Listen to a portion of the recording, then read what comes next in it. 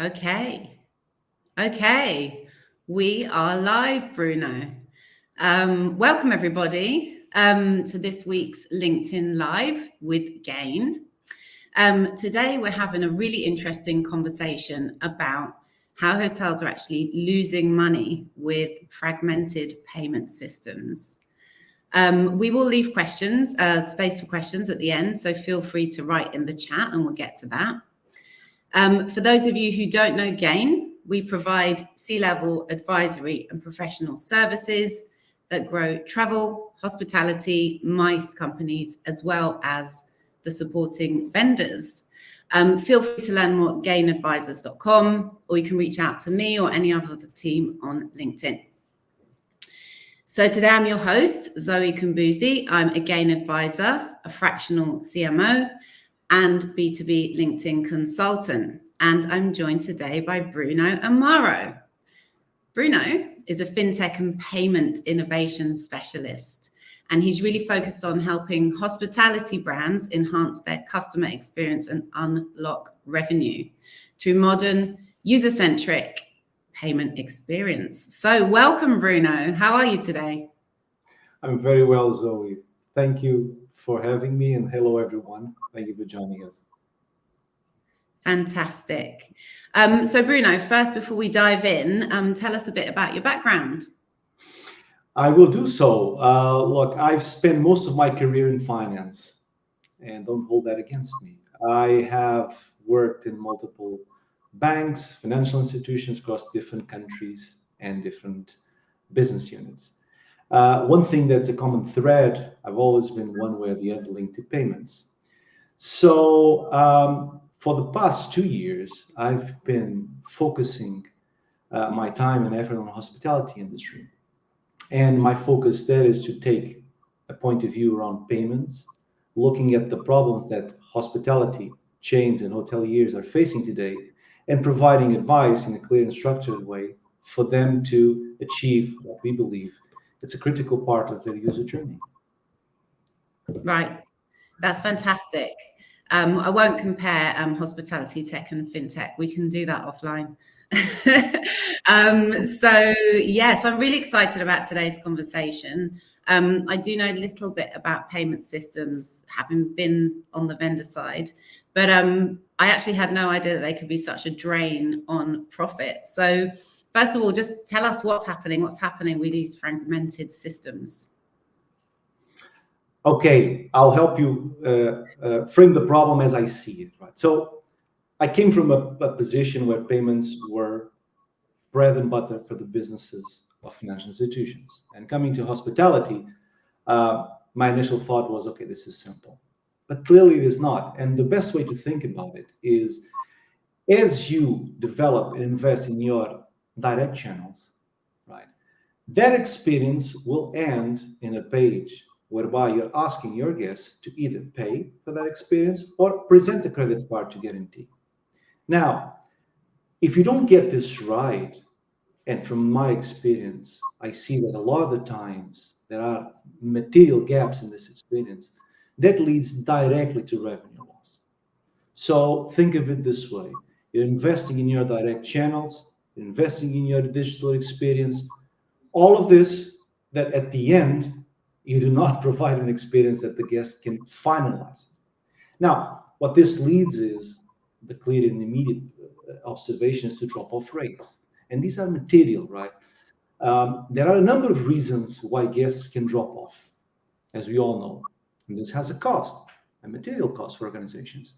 Now, a lot of these are linked to payments. And it's a particular area that, from my perspective, hotels are not investing enough and probably not aware of the problem. And on the back of that, also, you can think about all the other costs that are linked to payments that are a burden to these large groups. And obviously, the more you scale, the more they are. We can talk about chargebacks. We can talk about refunds. We can talk about audit processes that control fraud. So all of this, and if you add it to outdated tech stacks, you can clearly see that there's a problem here. Hotels and hoteliers and front desk staff should not be spending their time troubleshooting payments in 2024. This should be a digital experience. They should be spending time making sure that their guests are having a phenomenal experience. Right. Yeah, totally. I mean, from a marketing perspective as well, I know how much hotels invest into direct booking strategies. So then to have clients actually drop off on the payments page just seems like a crying shame. So if it's such a big issue and it's costing all this revenue, exactly, why is this happening? Now that's the question. Why is this happening? Right. And again, I think it's sensible that we have all experienced this. We book something just until the end, we can't progress. I think that there are at least three major issues. One is related to ownership. There is no clear ownership for payments in most groups. And when I say ownership, there needs to be someone that actually is responsible for the financial implications that payments have on the organization. This is not finance, but also how payments impact the digital experience. And this is what I see a break. You have at times finance teams that look at payments, but they do not look at how that impacts conversion rates. You have digital looking at, I just want to fine tune my page, but they have no idea how much that costs. So the lack of ownership is a clear one. And because you don't have an ownership structure, right, you lack visibility. And I think that at the leadership level, a lot of the times you only get confronted with the problems. This is not working, right? But you're not confronted with the issue itself. And because you don't have this, there's a lack of education that makes organizations not put the intensity and sense of urgency in fixing it. Now, throughout the experience, there's different ways to fix this. There's different ways to make this better. In 2024, we need to be where our guests are. We can't expect them to come to where we are. We live in an attention economy. All the money we spend just to get to the payment page and the guest looks and cannot use the payment method that they want, like an iDeal in the Netherlands, like a PayPal, they will drop off. They will go to an OTA that will have this out of the box. Other things that we can look at. Once you have visibility over payments, ownership of it, then you can really go into the problem and you can see that, okay, if the payment page that I have does not work, what's the problem? Why does this happen? How can I fix it? And this has a direct impact on conversion revenue. Cards are being rejected, chargebacks. So at a high level, I absolutely believe that the lack of ownership and visibility on the leadership level is one of the key drivers. And honestly, coming from the outside and looking at this problem from my lenses, when I work with groups, I very rarely find someone that tells me, you know what, our payments work great. I have no complaints over this. I can guarantee you, and everyone can relate to this, it's frustrating. And it takes time. So I hope this makes sense, but this is how I see it. Yeah, no, absolutely. And anything that doesn't have holistic view and ownership is going to be a project that gets left to lots of different stakeholders, and that's always a recipe for trouble. So have you seen any roles or sort of responsibilities or titles of people owning this area coming up in the industry recently? Are things actually changing? They are. I think they are slowly changing. And look, fintech is bringing some technology into the industry. If you look at the organizations that today do payments well, and when I say payments well, again, let me articulate this in a way. A payment should not be fancy, should not be bells and whistles. It's not. It should be an invisible experience. I think that what we all want to achieve as an industry is to get to a point where the payment experience is similar to an Uber experience. Who knows how Uber pays? You don't know. You put your credit card there and that's it. You forget that it exists. You just focus on delivering great service. So the organizations that are closer to this, they have a clear ownership. That can be in the figure of a chief payments officer. And we are seeing the payment organization within the payment function within the organizations move and get a seat at the table at a leadership level. So this is a trend that we are seeing, but we're just starting. There's a lot to do to fix it. Right. Yeah. Seems like you're going to be very busy. So what are you and your team doing about this? Like what are your offers in terms of proposals to help solve this issue? Okay, so again, this is the first part of the conversation needs to be to frame the problem, right? And what does that look like? It looks working with leadership teams, helping them understand what a great payment experience is and what is lacking on their side. There's an element of education here, like we do at leadership level and at operational level, but also fundamentally to be able to articulate this into value. Because another thing that you have about payments and a comment that you get frequently, it costs money, it's expensive. True, but why is that?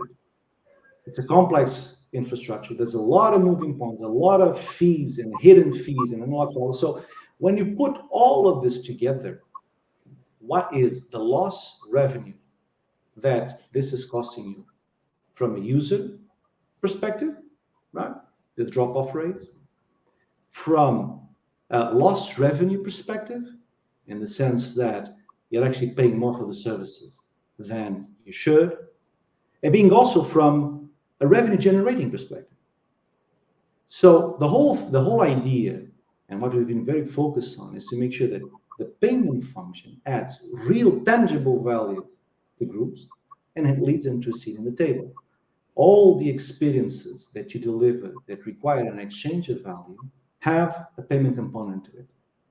Are you doing it properly, taking the value, and making sure you're monetizing that to your organization? Right. So we do this. The other thing is, okay, now I know the problem. How can I address that? Right. There's few steps you can take. I think for you to take ownership, you need to establish a baseline. Where am I today? This takes a form of a payment audit, right? You look at payments across your organization, right? And we look at what is today your pricing mix, what is today your chargeback rates, what is today your fraud ratio, how does that compare with leading experience? And with this simple audit, you can then translate into value. Because organizations are very large or small, but I think it's fair to say everyone has a constraint around resources. Everyone has 300 projects they are working on. So you need priorities, right? So you need to be very clear when you take this forward, what is the real value that this is going to bring? Not only from tangible, right? Dollars and euros, but also from an experience. And we help put that together. And then we can talk about things like, okay, pricing and revenue optimization. This is where the fun starts. Right? So we look at your guest mix. Where are they coming from? What type of payment methods do they use? Now, for our colleagues in the US, right, credit card industry is still expensive. Right? In Europe, we have what they call interchange fees regulated. The US, not so much. It's exceptionally complex to actually drill that down. But if you do this exercise and see, I need to be where my guest is, right? So if they're coming from Europe and there is a payment method that is actually cheaper than cards, why not use it? So we kind of get in revenue optimization, and you can, again, build this up as your organization wants, and as you can see. So think of it this way. I see payments as a platform. as an enabler. You have a platform to drive a word that is very common, omni-channel experience. But so let's just translate the omni-channel experience to say you have a decent experience. Mr. Guest, this is the credit card. Okay, enjoy your stay. That's it.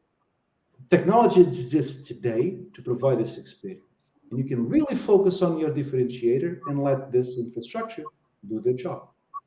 So that's the other thing we do. We do education, we do random audits, and also when you decide to implement this as a project, we can either operationally handle that project management, and we can help you select and identify the right partners for you. That's the other thing. So because of the way we look at this, we want to make sure from day one that our value is aligned. So we want you to succeed. We want you to achieve that. So we are here to provide you an experience and a service that helps you achieve that.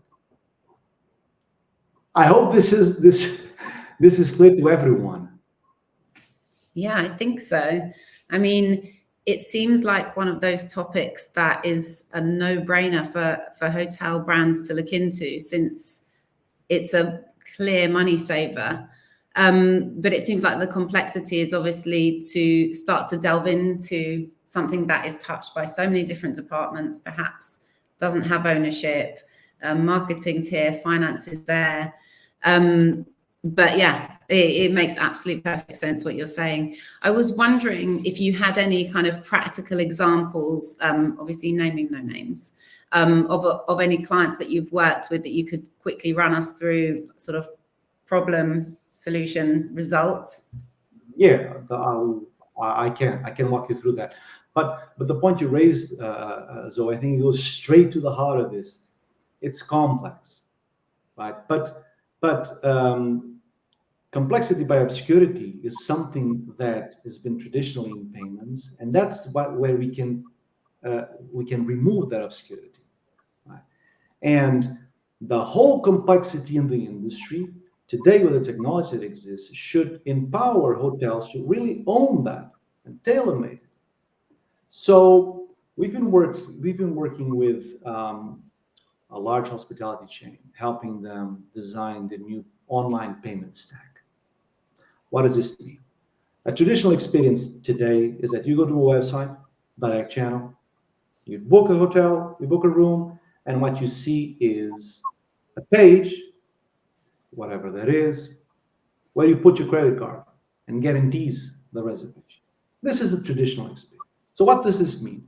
It means that, number one, you're only focused 90% of the time in Visa, MasterCard, sometimes Amex cards. So you limit the scope of your range. And number two, you normally do not charge this or capture it at the point of sale. Now, there are a number of hotels that actually take those details and charge the card manually. And this is a process that has different risks and implications. So what we did was we redesigned the page to make sure that it's always available, providing the right payment methods for the guest, and actually allow them to pay. This seems so simple in 2024. I get it. It seems so simple. But what do you get from this? First of all, you get liquidity, right? The guests book 3 to 6 to 12 months in advance for a prepaid rate. You get the liquidity today, well, 2 days after. So this is particularly critical for a moment in time when hospitality is always looking to increase cash flow. Right. Then the second part is the entire process now it's managed digitally. What this means is, from a PCI compliance perspective, you can immensely reduce the scope of your effort because it's outside of that. From a fraud perspective, you can manage that risk. You're not just open to say, what's your fraud coming from? I don't know. You can take ownership of that. And we added other functionalities that allowed their guests to have a better payment experience, save their credit card for future purchases. If you focus on your loyalty guests, you want your loyalty guests to give their credit cards and their credit details once. That's it. Why do you ask them 50 times for their payment details? It's always the same. You don't change credit cards every day. So once you capture that, you can become one step closer to that invisible payment experience, which is if your loyalty guest is that. So we build this platform for them, and it was a fantastic journey. We've identified a lot of these problems. We had to focus a lot on what I said earlier, which is making sure that the leadership is clearly aware of the problem, frame it, right? Because if there's one thing that hotel executives are, they're exceptionally intelligent and pragmatic individuals. Right? They know how to add value, focus on that, but they only know what they know. Absolutely. Yeah, it's always good to have that outside perspective and see what you don't see within your business. So absolutely. Yeah. No, it's been fantastic talking to you, Bruno. I've loved finding out about how hotels can improve their revenue, which is something that everybody wants to know. And so I think that just about wraps it up for us. And if anybody listening would like to reach out and speak to Bruno or to me or any other of the Gain team about anything you've heard today, then feel free to hit us up on LinkedIn, and see you next week, everyone. Absolutely. Thank you for having me. Thanks so much, Bruno. It was a pleasure.